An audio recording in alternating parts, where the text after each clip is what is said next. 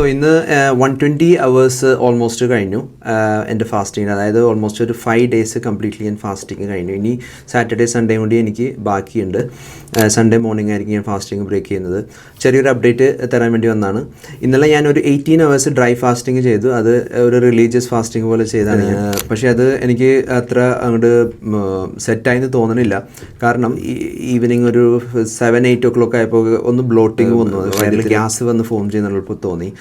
അപ്പോൾ എനിക്ക് തോന്നുന്നത് ഡ്രൈ ഫാസ്റ്റിംഗ് അത്ര നല്ലൊരു സ്കീമല്ല എന്ന് തോന്നുന്നു. നമ്മൾ വാട്ടർ ഫാസ്റ്റിംഗ് ചെയ്യുമ്പോൾ ഇടയ്ക്ക് ഡ്രൈ ഫാസ്റ്റിംഗ് ചെയ്യാതിരിക്കുന്നതായിരിക്കും ബെറ്റർ. ഇലക്ട്രോലൈറ്റ്സ് കുടിച്ചുകൊണ്ടിരിക്കുമ്പോൾ ആ ഒരു ഇഷ്യൂ വരുമെന്ന് തോന്നണില്ല. പിന്നെ എല്ലാവരും ചോദിക്കുന്നുണ്ട് എന്തിനാണ് ഇങ്ങനെ കഷ്ടപ്പെട്ട് ഇങ്ങനെ ഫാസ്റ്റിംഗ് ചെയ്യുന്നതെന്ന്.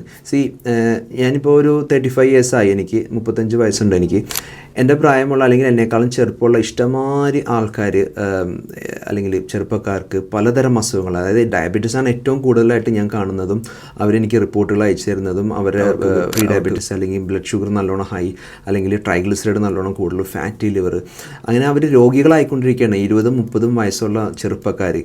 അപ്പോൾ ഞാനും ആ ഒരു സ്റ്റേജിലേക്ക് പോയിക്കൊണ്ടിരിക്കുകയായിരുന്നു. പിന്നെയാണ് എനിക്ക് പെട്ടെന്നൊരു മാറ്റം എൻ്റെ ലൈഫിൽ വേണമെന്ന് തീരുമാനിച്ച് ഞാൻ ഈ ഒരു ലൈഫ് സ്റ്റൈൽ ഞാൻ എടുത്തത്. അതുകൊണ്ട് ഞാൻ ഹാപ്പിയാണ്. എൻ്റെ ഈ അടുത്ത് ചെയ്ത ബ്ലഡ് മാർക്കേഴ്സൊക്കെ പെർഫെക്റ്റ്ലി ഓൾ റൈറ്റ് ആണ്. ഇനിയിപ്പോൾ ഞാനൊരു റിപ്പീറ്റായിട്ട് എൻ്റെ എല്ലാ ടെസ്റ്റും കൂടി ഞാൻ ഇന്നും നാളെയും കൂടി ഞാൻ ചെയ്യും. അതിനുശേഷം ഞാൻ അതിൻ്റെ റിസൾട്ട് ഞാൻ പബ്ലിക്കിൽ നിങ്ങൾക്ക് എക്സ്പ്ലെയിൻ ചെയ്യുന്നതായിരിക്കും. അതേപോലെ തന്നെ എൻ്റെ ഒപ്പം തന്നെ ഫാസ്റ്റ് ചെയ്യുന്ന എൻ്റെ ഫ്രണ്ട് ആൻ്റണി, അദ്ദേഹം കാർഡിയോളജി നഴ്സാണ് കാനഡയിൽ. അദ്ദേഹം പറഞ്ഞതെന്ന് വെച്ചാൽ 10 വർഷമായിട്ട് ആൾ ഇതേപോലെ കീറ്റോ ഡയറ്റും ഫാസ്റ്റിംഗ് ഒക്കെ ചെയ്യുന്ന ഒരാളാണ്. ആൾ 10 വർഷം മുമ്പ് ഇതേപോലെ ചെയ്യുന്ന സമയത്ത് പുള്ളിയുടെ കൊളീഗ്സും ഫ്രണ്ട്സൊക്കെ പുള്ളീനെ കളിയാക്കുകയും പുള്ളിനോട് ഇത് ഹെൽത്തി അല്ല എന്ന് പറഞ്ഞ് പുള്ളീനെ ഡീമോട്ടിവേറ്റ് ചെയ്യാൻ ശ്രമിച്ചു എന്നാണ് പറഞ്ഞത്. പക്ഷേ അതേ ആൾക്കാർ ഇന്ന് പലതരം മരുന്നുകളും ഡയബറ്റീസിൻ്റെ മരുന്നുകളും ബ്ലഡ് പ്രഷറിൻ്റെ ആയിക്കൊണ്ട് അവരുടെ ഹെൽത്ത് മോശമായിക്കൊണ്ടിരിക്കുകയെന്ന് പറയണത് അയാൾ.